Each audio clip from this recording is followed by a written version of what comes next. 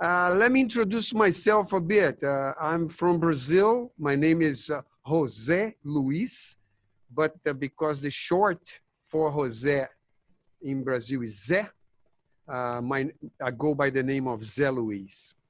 I grew up in the 60s in Ipanema, Rio de Janeiro, and I was privileged and lucky enough to grow up besides Jobim's house, and made a career, started studying classical music first, and then I went to popular music as an instrumentalist, made a career being a horn player, saxophone, flutes, and then I came to United States and went to Juilliard for classical composition. And now this is my studio, and I mainly work composing and producing stuff, you know. And it's a pleasure to be here. Thank you so much, Barry, Frank, for the fantastic invitation. Thank you for coming. Yeah, and just want to talk mostly about, since we're geeking over synths and stuff, I think would be more useful to talk about things that you don't learn in school, and to talk about how to keep moving in such a fast-paced changing times, you know. Because I started when 2-inch tapes and reels and LPs, and to have a studio like we have at home today would cost you about a few $1 million, you know. And so, and I had my career in the top when I left Brazil. So with all the material things I had, I brought one bag and one saxophone to the United States, nothing else.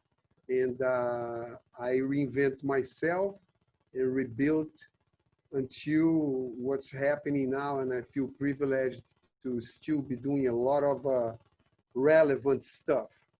I work licensing for several different publishing companies, and this is one thing I can talk about as well. And I mix here with the sounds I have. Going back to what Jerry was saying, I take the analogs and mix with the digital sounds. That's what I do best. Since I was director for Bebel Gilberto, she broke the charts in the early 2000s, doing a version of kind of bossa nova meets electronica. And so I learned a lot about sampling and tempos and so many things. So whatever you guys want to talk about, I'll be very open to.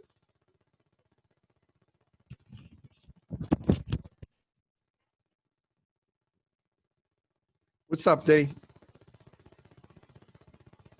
Okay, good. Yeah, looking good, bro. Everybody, Frank.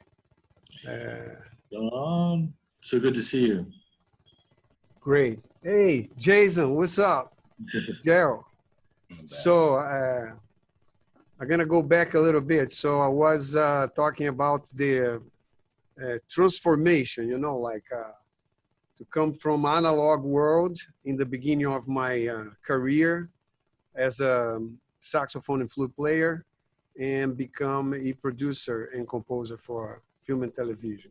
So the change and how to keep up with the moment, and talking about publishing and how to license music. So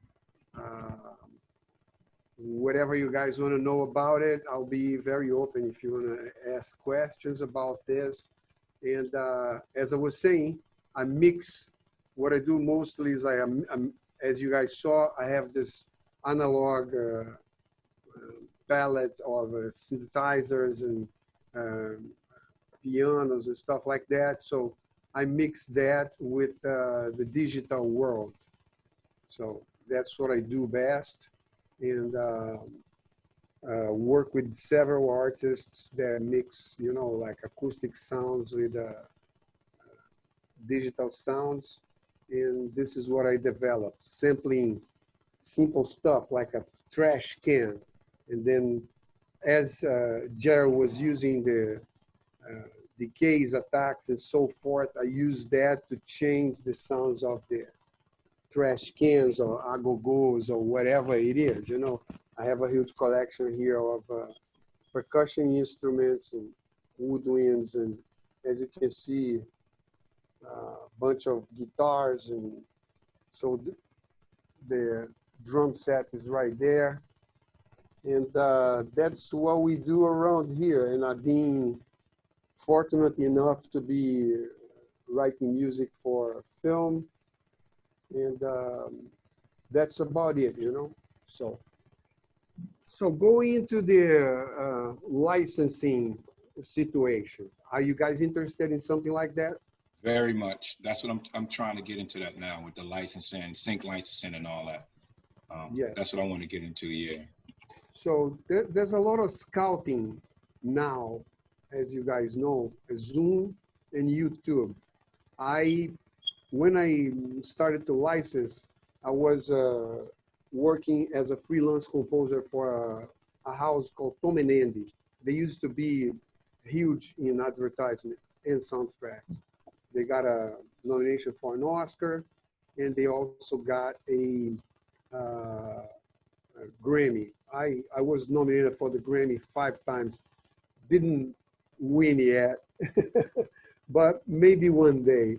And now we're running. I produced 1 year ago.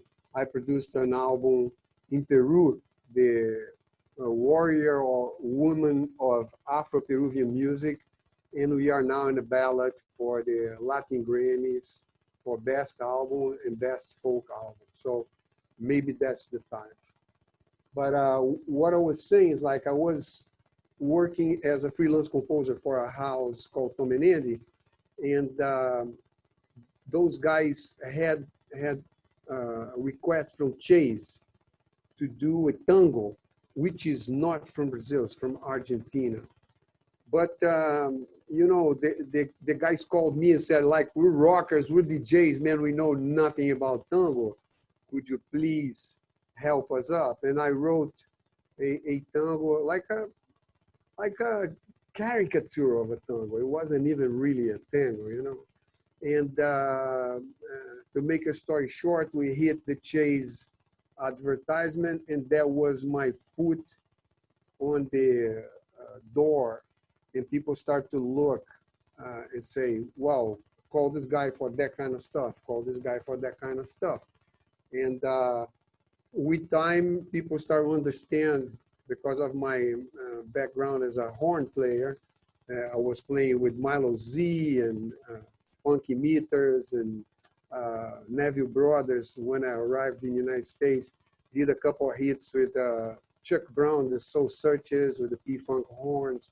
So people started to say, oh, so you can do that too. And so my palette started to open a little more. And then it came a break in 2007. That was really the break, the moment break from the analog world to the digital world in the license, in publishing and all that. So 2 of the guys that I used to work for and with in Tom and Andy opened their own company right after Tom and Andy split. And we had this, because we all like kicking ass, oh, let's play, blah, blah, blah. So we all had this idea, why don't we make a band that we play instruments that we can play, but we really don't, we cannot kick ass.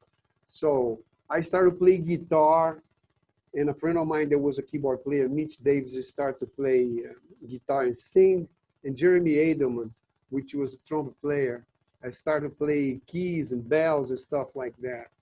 And also, to make a story short, we recorded as Orba Squadra, and we got signed by Universal.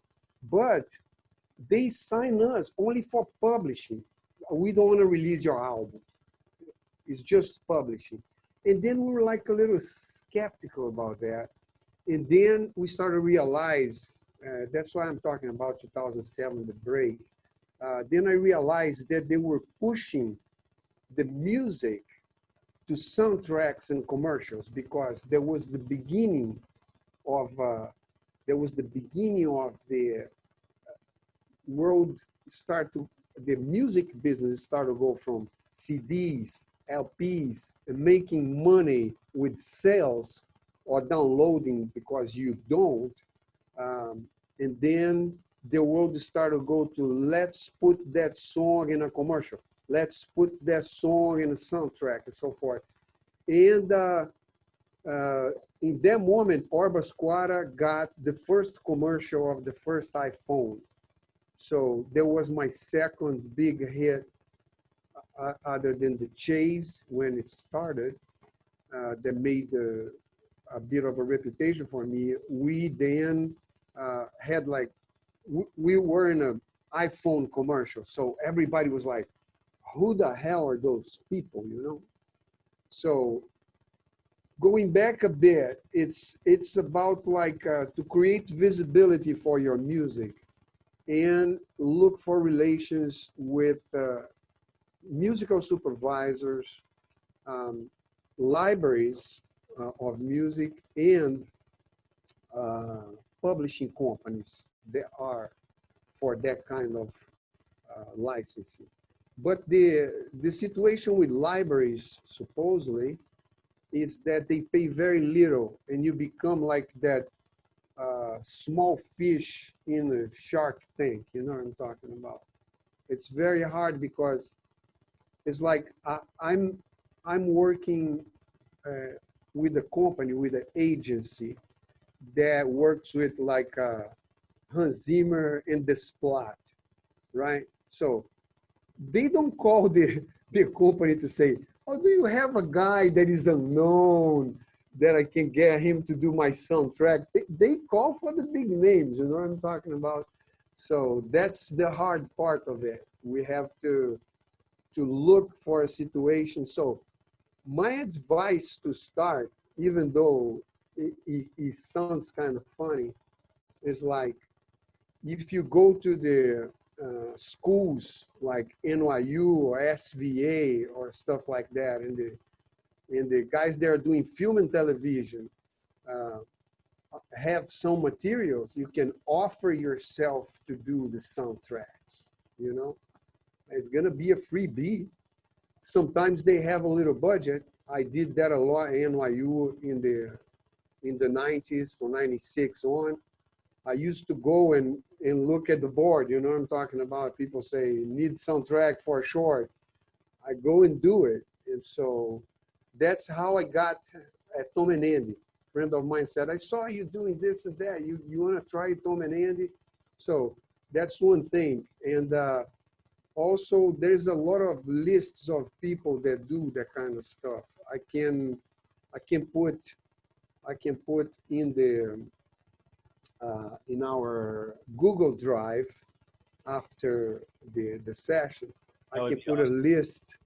I can put a list of companies that I'm related and ways that you can make that happen a little more.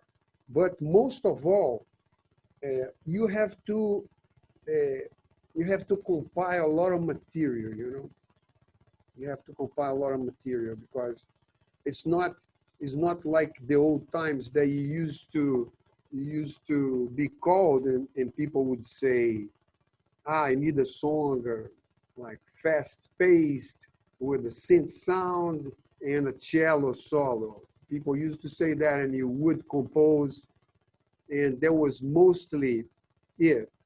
But now they go to your library to see what you have to offer. So in this, you can catalog in several ways. Let's say, you know, each one of us is going to have a way to do it, but let's say day music, night music, morning, fast, slow, children, romance. moods and so forth. And another thing that I tell you, Wait, just a second, Zay. I don't mean to interrupt you, but we have a raised hand. okay, Evan, who wanted to ask something about the licensing thing. okay, okay. Hi. It's not even Hey. about the licensing thing. It's more about your general experiences leading up till now. It seems that your approach to, I guess, your career in music is very effectual. You're not like, I'm going out to be, the biggest pop star or the best producer or the most famous or the richest. You're going out with the intention of creating and then creating the most possibilities for the outcomes of those efforts. Correct. Gotcha. I really like that approach, not only when it comes to the business side of it, but also the creative side. If you're creating something organically because you want to create a lo-fi sound and it just happens to fit into your lo-fi catalog in your licensing portfolio, then you've, helped yourself. Exactly. Also, great that you said that, Evan. And also, what happens like this, dude? It's like, let's say, it's like Coca-Cola, like you cannot change the taste because became that product and people only want that from Coca-Cola. So I don't want it to be like that, so I have my own career. I have CDs that I release and albums that I release with my own music, which is not exactly what I do when I license. I licensed my music from those albums, but it's not what I do. As you're saying, you keep opening the possibilities. So if somebody call me to play a tenor solo, I could do that because I'm a horn player and I've been doing that forever, or let's say we need a flute quartet or something like that. I have that.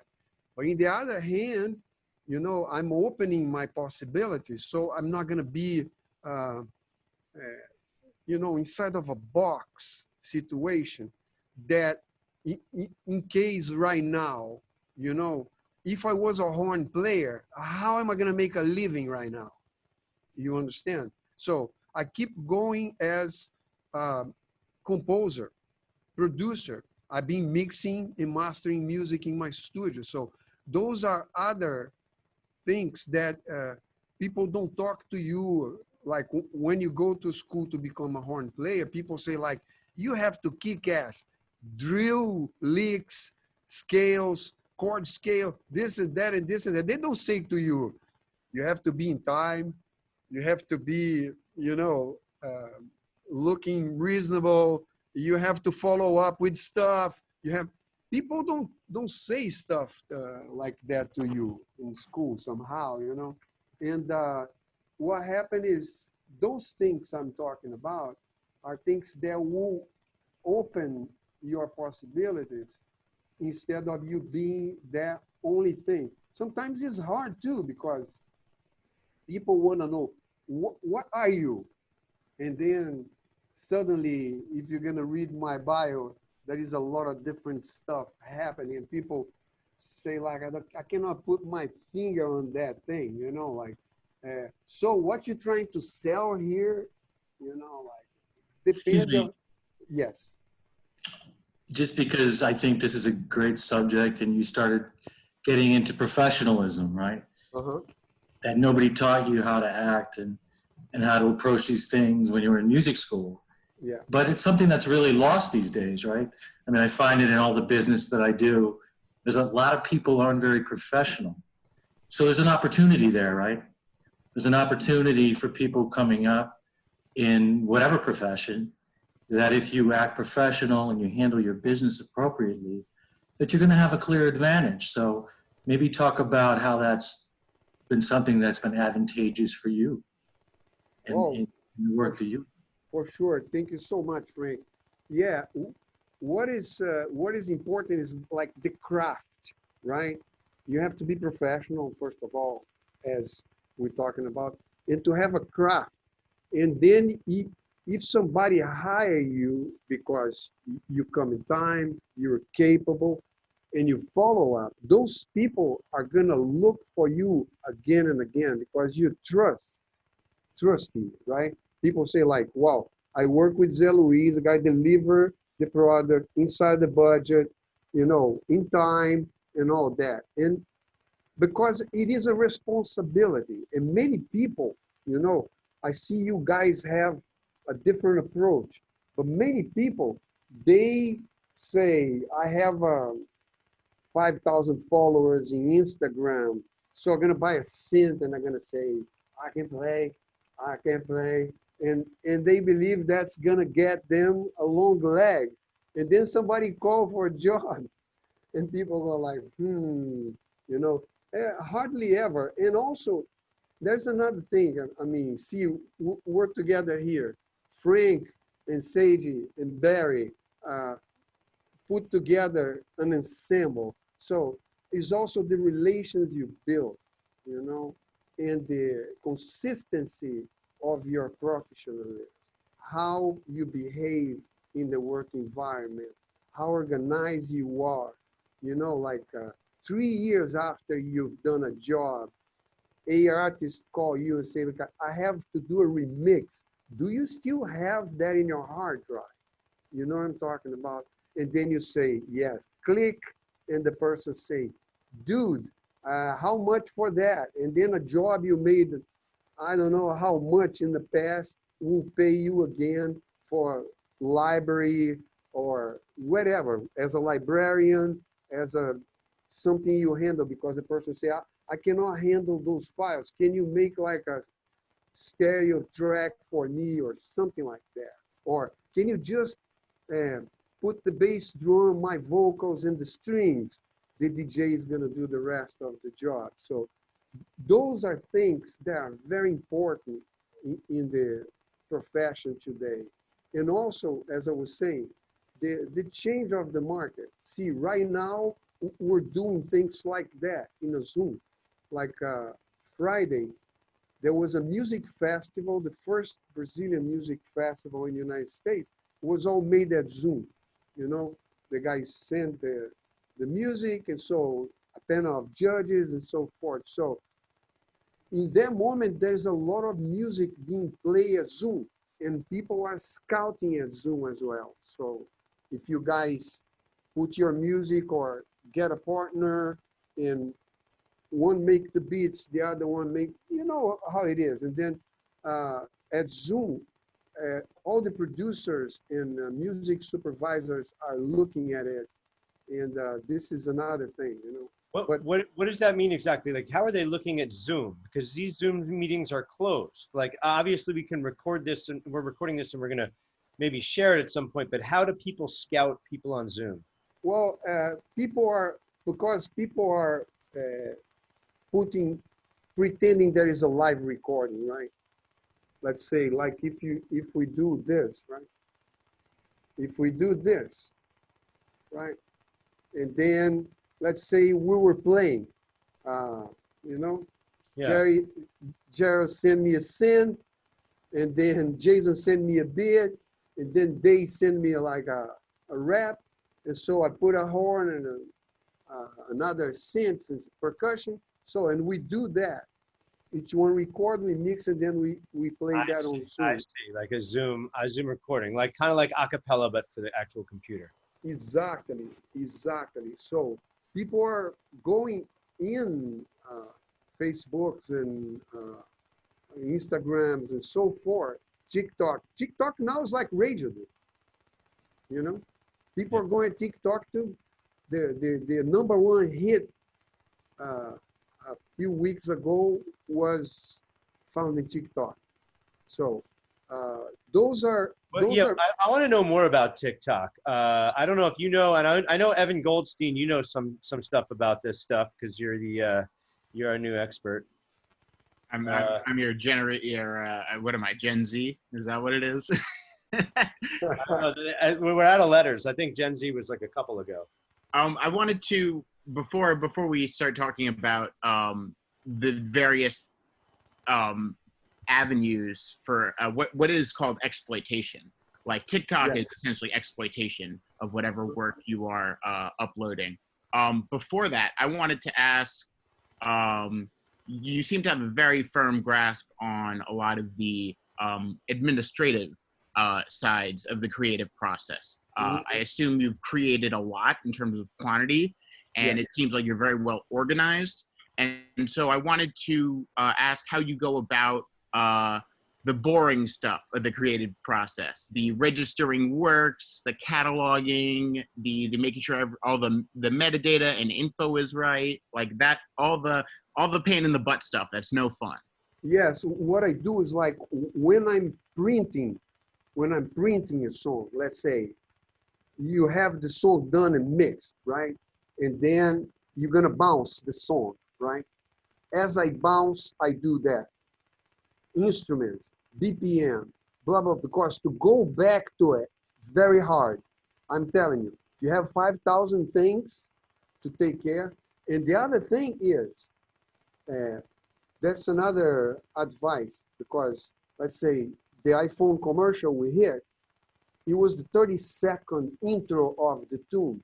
They never even got to the tune. It's just the bang, bang, bang, bang, bang. That was just the intro. So what happened is like this. You take your tune and you divide intro, first part, second part, bridge. Each of those could be one song that is gonna be possibility of license. So one tune you have, and then the entire tune. So one tune you have might be 4 different tunes. You know what I'm talking about? That's very interesting, because that actually connects to the question that Barry just asked about TikTok. Because what TikTok does is it takes a 15 or 30-second clip of your song, and then somebody can act out whatever it is. But if you look up certain popular songs, there'll be 3 or 4 different 15 to 30-second clips. Maybe it's the chorus, maybe it's the intro, different parts, and those are all count as syncs, but they're all separate parts of the song. That's exactly what I'm talking about. The other thing is, the first question anybody that touches your music asks is, what is the paperwork? When they How do ask you go about owning all your masters, or rather like the process of copywriting and registering those works? Yeah, I send it to the Library of the Congress.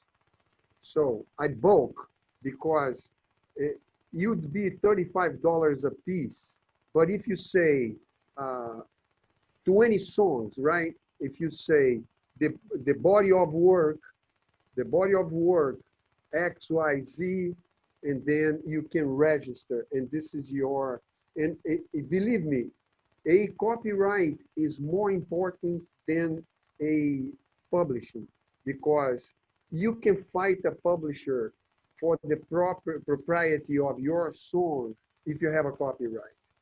You cannot do that if you don't. If you published before him and pass the publishing to him, you cannot fight that guy, But the paperwork I'm talking about is like, let's say we did that possibility I was saying, we recorded together something, but I composed, right? What I'm gonna do with you guys is I'm gonna send a simple form of work for hire. If you are at home and you record something, you did everything, but you're gonna call a singer to do something, and a horn player or a violin player, whichever musician that is not yourself, it is work for hire. Either you pay or you promise a pay when the license is concretized, when the license goes through, because if somebody take a song and your singer comes from out of the cave and say, no, I wrote that too, your career is messed up. They'll never touch your music anymore. So a question about, I guess it would be works for hire in connection to registering your own works, let's say either as a composer or as a rights owner. Because when you purchase with the Library of Congress, you get the bundle of rights. You get the composition, what you composed, and then the recording, what was actually played. And you can have those various people who, the collaboration, it's Jarrell and Frank or whatever, and Barry, they would be works for hire on that. But let's say, for example, that Jarrell doesn't play what you sent him. Let's say you sent him some music and he doesn't play exactly what you sent. Mhm. He does another take where he adds some cool flavors and it really brings the outro to life. And you go, you know what? We're gonna switch. We're gonna go with what Jarrell played because we like that. Of course. Now, Jarrell has made songs in the past, so presumably he's registered with a PRO, and because he didn't just play what was written for him, it's no longer a work for hire. He is now a contributor to the actual composition. Well, this depends on two things, right? Supposedly, the person that is composing and sending to Jarrell must be honest enough to do that. You know, let's say, Jarrell, I'm gonna be able to give you that much percentage because the key was there, the basic thing was there. So let's say I'll give you 30% of the tune. You know what I'm talking about? But going back one step, sometimes you can play the music by yourself and send to the Library of Congress, and it's registered. And then you do another recording that you say, Jarrell is gonna play the synth, right?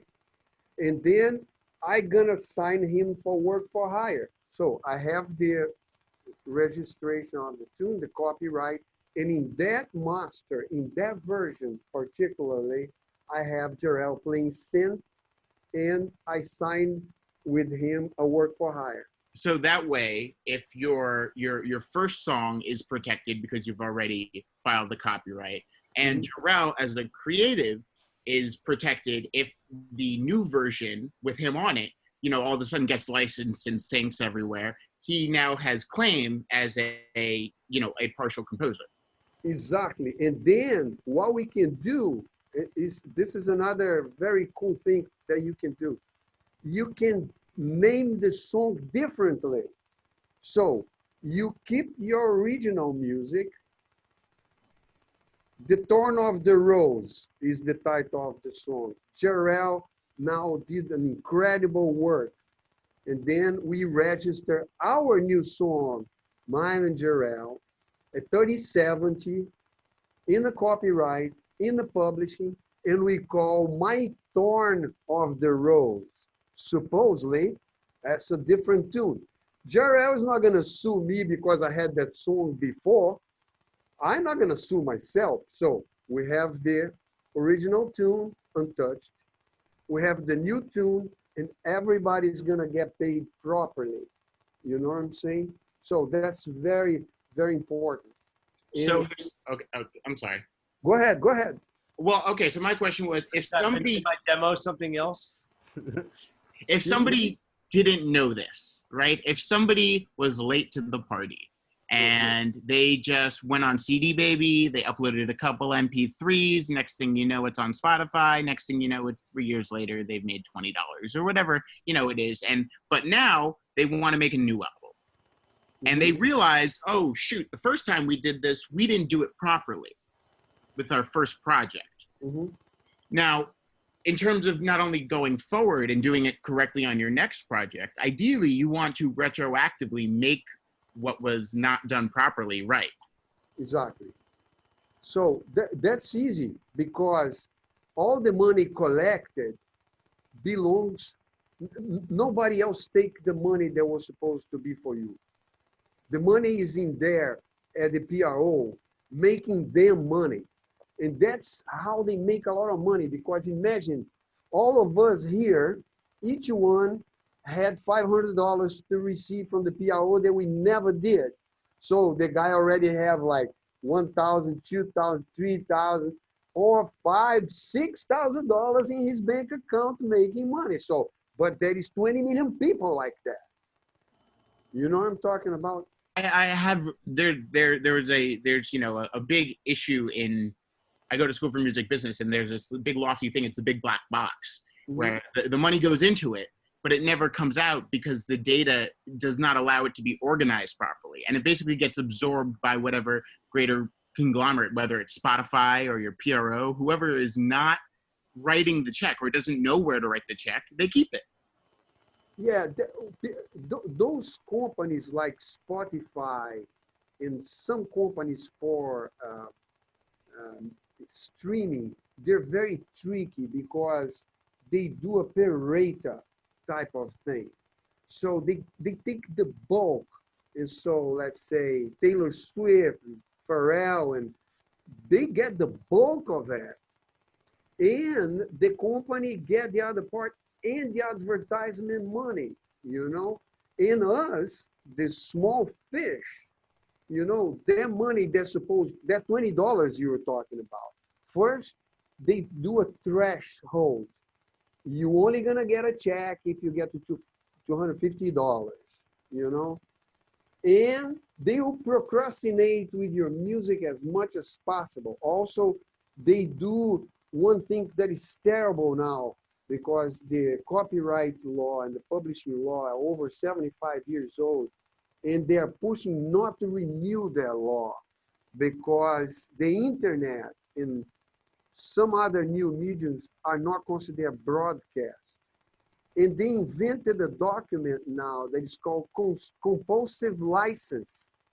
You know, so did you ever see? Oh, compulsive licenses? You, you receive a paper saying, we are here to do a compulsive license of one of your tunes, you know? And then your tune is in Yahoo, Xbox, a lot of places to offer, and they sub-license you, you know? And then you're gonna get 6 zeros after the dot 21. So But the problem is if your song in the first place was never, if you never filed the paperwork to collect that initial $20 you would have made in the first year or two, you know, 5 years down the line when you're about, you know, you might get a reasonable payday, you can, you know, possibly be cheating yourself out of, you know, those future opportunities. well, if you didn't register the song then, you do now and you send documentations like picture of the CD baby, whatever you can do. It's like, I had a problem because, as I said, my name is Zé Luiz, right? Some people credited me with a Z. Some people credit me with the S. Some people put the Oliveira in the end. And then when you go to All Music Guide, there are 5 Zé Luiz, which is me. So I sent a guy to organize my situation, and we had to send a lot of documentation. But now, fortunately, in let's say Wikipedia and several other disc hogs, right? Discogs, yeah, they'll have, they'll know that your different names are all the same artist. Exactly. Now they say Zé Luiz also know it. Also, they have that in IMDb for me. So it's very hard. So what you have to do, you're gonna have to present documentation because as they try to procrastinate you with your $20, they try to make as hard with the documentation as possible. You know what I'm talking about? Well, the idea is we make it hard so that it's not worth the $20 that you're going to get paid to file the paperwork, so that when we owe you $200, you don't know that you're owed $200. Exactly. But that's training ground for you and whomever is in that position. That's training ground for you to move forward with the documentation, with the metadata and all that. Because let's say you print in your tune, bounce to disk. When it bounce to disk, you put a text under the bounced music, BPM, instrumentation, mood, wherever you want to put in there. And then you put the paperwork. I hired a French horn player, paperwork. So when somebody call you about that tune, you send that folder. Boom, you know?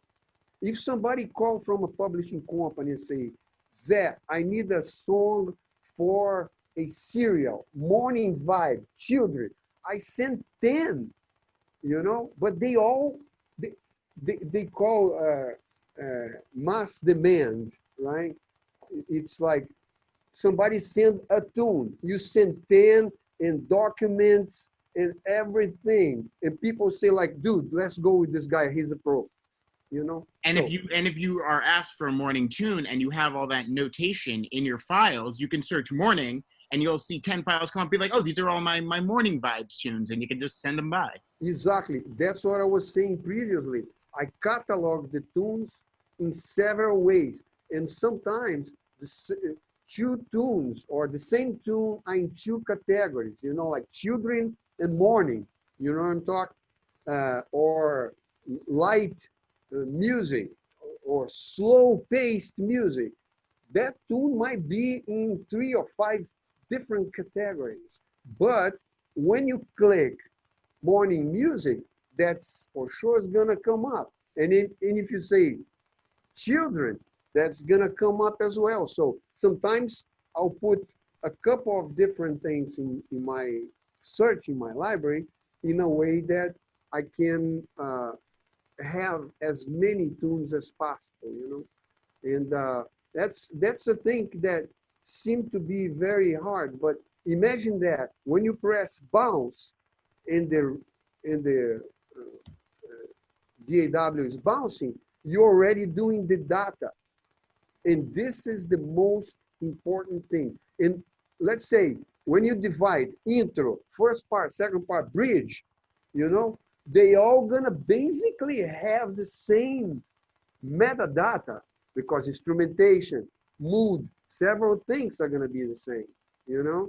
So you can say for the intro, instrumental. You can say for the first verse, vocal with the subject of blah, blah, blah. So the Right. Your most intro might be atmospheric, but your song might be emotional, or the verses rather. Exactly. So the best way to do it is to organize your library in the way that you're printing it. You know, you're printing the music and then you're putting the metadata. Imagine like when you have 300 tunes, you divide them in 4 each. You have 1,200 tunes. To put the metadata in there is going to be worse than recoup the $20 from a lawmaker in Washington, D.C. Dude. It's going to be very hard. You know? So my advice is, as you're writing, as you're composing, as you're printing, you do all the info possible in the tune. And every 10 or 20 tunes you do, you send for the Library of the Congress for $35, you know, because one license you do is gonna cover that. And those rights that you get, you're able to secure from the Library of Congress, the composition and the master recording. No, the Library of Congress is gonna be your police kind, because they know you are registered. They're not gonna pull your leg because that's a bad lawsuit, my friend. You know? Yeah, no, I was just alluding to the two different. When you submit the paperwork, you basically you get the bundle of rights. You get you know both versions, the composition and the actual recording. Yeah. So those are in terms of assets, right? You have presumably hundreds of those because you're creating these things anyway for a future date. When you have those assets, what are I know you were explaining about, you know, tagging different moods and whatnot. What is a good way to secure and organize that paperwork, make sure that you are keeping on top of those assets? Well, as I said, when you print the music, you do the database and the metadata, and you put in the paperwork from somebody you hire, work for hire, suppose. And then you send all that to the Library of Congress. This is it. What if it's a band? What if it's a band where they all work together and there's no work for hire? And there's no the one band, they all work together. It must designate percentages and then put everybody's name on it. Another thing I'm gonna tell you also, related to the masters, if it's printed in your hard drive, it means the master belongs to you. You know, when you go to your get info and it says date create, date modify. So date create means you created it in that date, it belongs to you. And actually, as a law, it's like this. Let's say if you hire me to do a production for you, you say you come here, you have the song, but you don't have the means to record. You don't have the fatty, you don't have the woolly, let's do like this. Why don't you hire for me those cats, Zay, and blah, blah, blah, and blah, blah, blah. If the tune get licensed, I'll pay you. I'll say, great, we sign a contract like that. If you did not pay me, until you pay me, those masters belong to me. You know what I'm talking about? By law.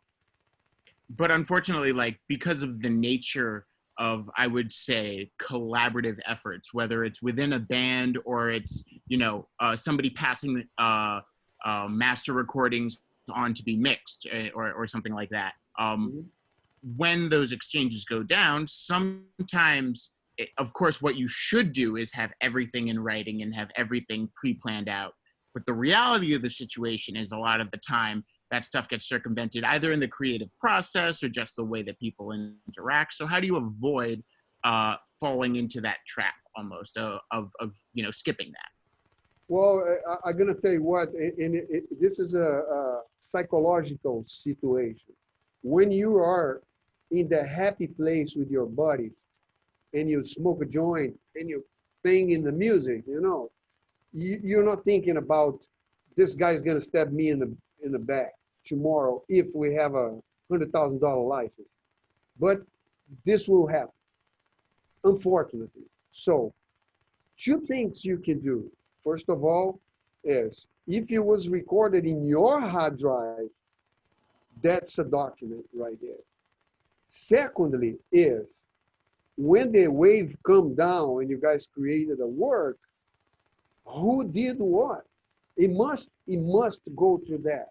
You know, this is a business, and we forget about that because in the mechanism of the old ways of recording company, this used to be like this. The producer will come in and they will take your band and will designate where is the studio guys going to record, which cover is going to be done, and he's going to pay for, and your band is going to recoup the money eventually after they recoup their money. You know what I'm talking about? So their responsibility was not in our hands then. And somehow, this is the social custom of the music making. You get together, wow, we have fun, this is great, this is great, oh, that was my hit, great, so whatever. And then, you know, when you're gonna have to do the thing yourself, the guy's gonna say, no, I wrote it. No, I wrote. It happened to me one time. A friend of mine that I used to play in a band with, he, I was called to do a reggaeton to license. It was a good money for a car company, right? So I called this guy in. He's, you know, from Spanish descendants, very good Spanish speaking. So the guy does the rap and the whole deal. And then in the end of the gig, I'll pull up a paper, work for hire. And then he goes, man, look, I'm late now. Not gonna be able to send me the paper and I'll sign it, right? And then time goes by and this guy called me and say, I saw the song in the TV. And I wrote part of it. And I would say, no, you didn't. You didn't want to sign the work for hire. So like, now too late, dude. Look, either you pay me or I'm gonna make a. And then I said to him, look, I can pay you 20% of the tune. Is that good? I'm gonna send a check right now, or we're gonna fight in the court. You prefer the crosswords or to get the 20%? Okay, I'll take the 20%. So I gave him the 20%. Lesson learned. Another time, I had a lawyer that used to take my songs for license. And then one day I go to IMDb and my name is there in the film. My compositions are there in the film and I'm like, And I called this cat, and he said, yeah, oh yeah, call me later. I'm busy. Call me later. But until the moment he said to me, you know, that's gonna be. But then I consulted my lawyer. He said, in the state of New York, it is legal to record a phone call without the consent of the other part. So I called and I said, dude, I wanted to know who signed in the dotted line where I should sign. I said, and then he's a lawyer, right? So he goes like, you know what? I sign it. I do whatever. You ain't gonna get any. That's your problem. And then I said, okay. I hang up, and then I call back and say, what are you calling me again? And then I said, to play you the recording. I signed it. I did. I'm gonna take your bar, I said. And then the guy was like, please, my father will kill me if you take my bar. It was like a situation. So he had to pay me the money, the stress, interest, put the credits and bring it to my publishing company. So you have to be very clever because a lot of crazy people in this business and they wanted to take your intellectual property. And the way it is right now, it became easier for people to go around you. And the more you document it, the more you have it organized, the more you're able to succeed in any level. You know what I'm talking about? Yeah, So, I actually have a quick question. yeah. So you brought up how working with friends and stuff, you know, you play a line and they just make up stuff onto it. You guys have a song and whatnot. Let's say I have a recording of 4 years ago when I was just in my room doodling on acoustic guitar and I came up with a riff or a line. Would that will hold up as evidence as to like a copyright claim? Like, oh, I made this. Like, here's the recording proof. There would be, if you have it in your computer and the file says created and the date X before the guy that released your stuff, that's liable in court and you get that money for sure. At least percentage of the composition. I have friends that got money like this, and I know a lot of people that sue for that and got it. You know? Yeah, I I want had to somebody point trying out to steal a song from me right now, years ago, and I'm thinking right now, like, I was never able to find my original version of the track after that, and I wonder if he was aware and intentionally deleted my track once he copped it. so Jason, I just wanted to bring up, because you asked if that would be a precedent in a legal setting. Just because there is a legal precedent for something doesn't mean that's what's going to happen for like infinite reasons, whether it's you having the legal resources, the other person, you know, Or legal resources. right. there's basically, you can decide, you can have a perfectly reasonable claim. I won't out who in this call, but somebody in this call came to me with a very legitimate claim, and I said, you have a legitimate claim, you have it. And he decided against pursuing it for personal reasons, not because he knew the person he was going to make the claim against and felt bad for them. But if that's a friend of yours, that's probably going to be the case, more than likely. So again, just because there is legal precedent for something doesn't mean that circumstances necessarily would call for it. Correct. And one thing is like, I won a couple cases because I'm in the union. I'm in the musicians union. I'm a American Federation of Musicians, Local 802. I got to join the musicians union. Everyone's telling me how good it is. So If you pay $220 a year, dude, you have like medical, dental, credit cards with low interest, lawyers for free, bunch of stuff. And all your rights as a musician, let's say, if you play a line in a jingle or film soundtrack, if you play the bass line, that line is gonna pay you in a union. They will advocate for you.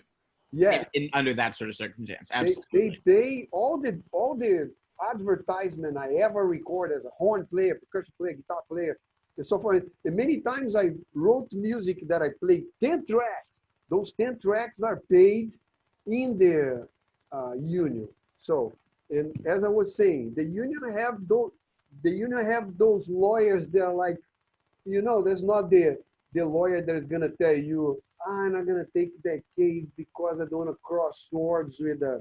No, the one time like I went against Sterling Ferrara. It's like Fifth Avenue power show business lawyers, and I had a union lawyer, you know, and the guy said, "You're so fried."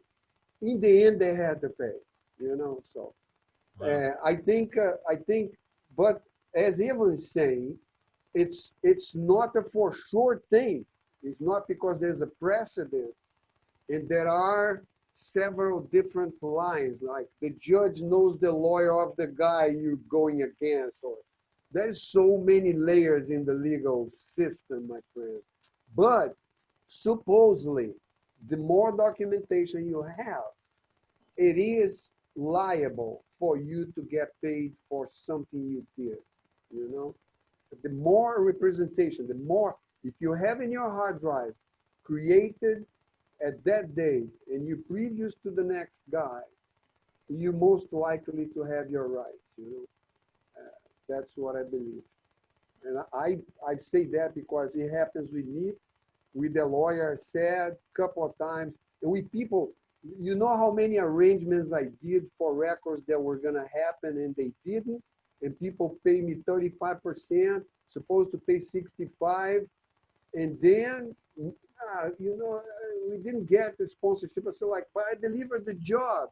And so there is a show business law here in New York that would make you, make the guy there, actually. You have to have paperwork.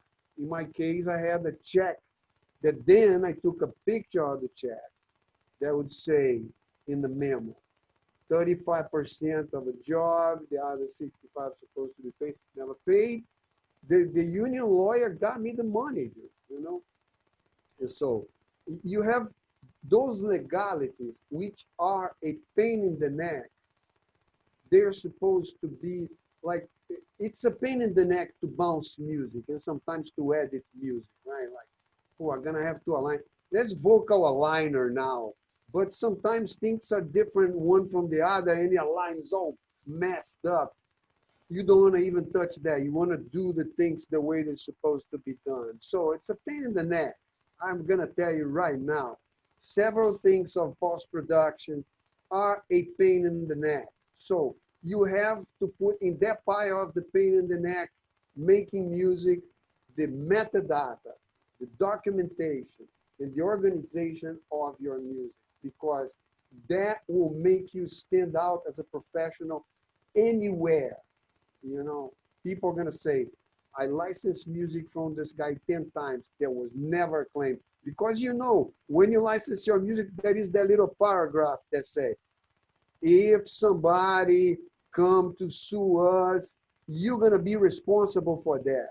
So other than you pay the money, they will throw you in the garbage. You know, like you're never gonna get a license anymore. But in the other hand, if you have it all well, they're gonna call you 100 times, you know, and they license your music. Sometimes I have music that was licensed for 5 different things, you know, like One Life to Live or Burn Notice, the same freaking song, dude. You know, like That's I pretty got the disparate. song, excuse me? That's pretty disparate, you know, places for that to show up for I something. know, but you know, it's funny because there It's was like, surprising, really. It makes sense. That's how Yeah. it works now. yeah, there was a Spanish character and the guy had that in One Life to Live. And then like 2 years later, there was a Spanish character in the Burn Notice. Actually, I wrote a lot of music for the pilot of Burn Notice. And it was one of the things that also helped me up a lot. If you go at IMDb and look at my name, you're gonna see like about 30 pretty heavy works I did, including The Ghost of a Girlfriend Past or mostly law, did a bunch of stuff, and that's my favorite thing to do. That's my favorite thing to do. And believe me, the money now is in that, like license for, as I said, not much as library, because I have a library that licenses a lot for American Pickers. Did you ever see that show in the History Channel? The garbage people, yeah. Yes, Yeah. yes. Yeah, I make money on American Pickers monthly, dude, but they Nice. pay very low. But I make like 500-600 a week with shit that plays like and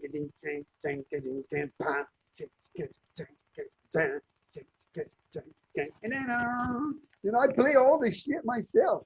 So it's like for me is a little bit of sub music, pays less, but it doesn't take all my dedication. And as you said in the very beginning of our conversation, I made We have that. to end now, by the way. So yes.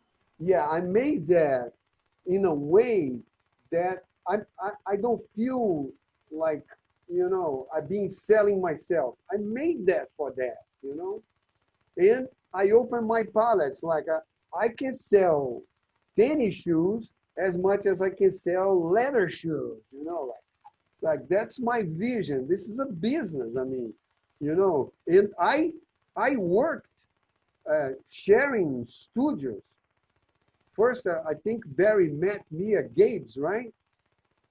So Yeah, in the music building on 38th Street, or I on used on 8th Avenue and 38th Street. Yeah. yeah, it's like I couldn't call a client of Volkswagen, but I licensed for Volkswagen there. But I used to call a friend and say, can I have my meeting at your studio? So the listening sessions will be someplace else, and I would pay like an hourly rate to my friends. So, and then I shared studios with more legit people in Dumbo, and incredible professionals. In 2016, when I went back to that business because I was doing this series called Trade Winds and Just Play, which I mentioned we're going for the Latin Grammys now for the warrior women of Afro-Peruvian music. So I was traveling a lot, and then when I stopped to rent a studio for a minute, I had a workstation at home, And then when I came back, I realized how distressful it was gonna be for my family and my kid coming back from school and people like banging music in the living room or something like that. And then I started to look, and the rentals were crazy. So that studio that I'm in now, I purchased the property in 2016. And I'm in Long Island City, Court Nice. Square. Cross, What street? it's called Thompson Avenue. Oh, my friend is on 46th Road, has another great, really cool studio. Yeah, it's know right Glenn? here. A lot of cool studios. Yeah. All right. Well, Zay, we're supposed to be on break from 2 to 3, I believe. Is that right, guys? No? Oh, we have another class now. Yes? So I God, I just looked at the thing. Right. Why did? All right. So So, from 2 o'clock, you have Gerald's Fun with Synthesizer Part 2, and in and the other Jason's room, you have the Barry's course. Okay, yeah. So we're just going to shift it. So anybody who wants to learn about recording bass, that's what my next class is going to be on. And I guess there's going to be. Do we do a breakout room, or are you going to give us a different Zoom link? I'm giving you the Zoom link for 'Cause we Barry's. can just do a breakout room. You know that, right? There's no So- reason. No, it's not going to work out, especially when you're doing the co-host ones. No, it's better that you use the external link. So I just posted the link. Okay, I want to first thank Zay. Zay, that was really Yep. great, and thank you so much for all the insights that Thank you. Thank you. Thank provided. you for the Thank you so much. opportunity. Thank you for the opportunity. And I hope I didn't want it to go much as, how should I say, technical and stuff, because I see you guys have that covered. But I hope I was able to clarify a couple of things for you guys Yeah. about legal world and documentation, and try to make your database as you bounce the music. Believe me, it's gonna work. It's gonna be great. That's And, really interesting. And also, I just want to add, you know, I have some experience doing some scoring and some commercials and stuff like that. And as a person who got into music as a songwriter, doing very emotionally charged music that was like, you know, sort of me trying to express my whole self and all that stuff, it's really freeing when you have something else that you're trying to articulate with music. And it also gives you a new sense of what it is to bring something to life, especially something outside of yourself, to life with music, when you sort of have a, like a, you know, a 2-minute commercial or a 30-second commercial or a scene from a film or whatever, and you have a job to evoke that. And especially when you spend all night and you make something that you think does a perfect job of evoking it, and then the director comes in the next day and is like, it's a little too techno or something. I don't know. No, maybe let's try something else. After 18 hours of working all night, and you have to say, yeah.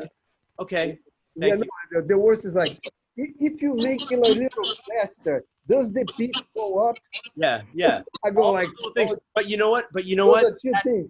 But it's the idea of hitting a mark outside of yourself, and hitting a mark that's outside of your own abstract sense of trying to express yourself, but realizing that music can actually be something that you can use to specifically articulate something, and that's a skill unto itself, you know? Yes, Barry, thank you so much for having me. I hope you guys enjoyed that. Seiji, thank you so much for all the technical situation. I learned so much from you. Guys, pleasure to see you and meet you all. I'm gonna put some info on the Google Drive. And please, you have my email now. Connect with me. Please connect with me. Come to my studio.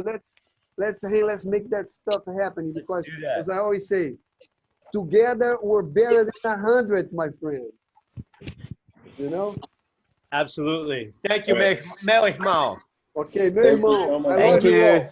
All My right. very best for you. Okay. Peace out. Peace.